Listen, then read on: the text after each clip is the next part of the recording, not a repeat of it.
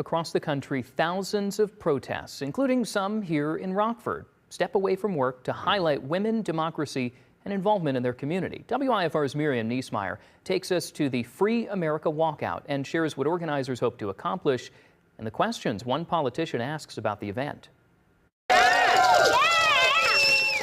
Passion spills over at Women's Suffrage Centennial Plaza in Rockford as dozens of men and women gather to advocate for what they call a fair America. And this is a moment for women and all people who support them, of course, to walk out of their jobs, walk out of commerce, walk out of interacting in the way that we have become familiar with. The Free America Walkout, organized by Women's March, criticizes the Trump administration's decision since it took office 1 year ago.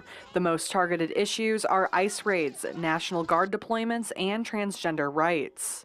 We see an imbalance of power among our three branches of government. It is more important than ever that people stand up and speak out for our shared values. Local immigration attorney and participant Sarah Dady worries for democracy. When we're rolling back voter protections, when we're making it harder for people to vote, harder to change our government, harder to elect our own representatives, that's the very basis of democracy.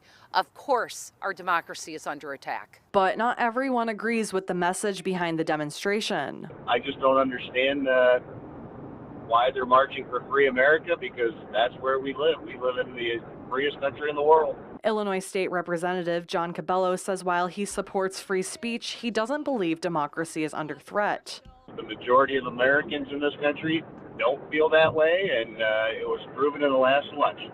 That even though we have three branches of government, the most important part of our government is the people. In Rockford, Miriam Niesmeyer, WIFR News. Now, walkouts were performed all across the country. The Women's March Rockford and the League of Women Voters of Greater Rockford co-hosted the event.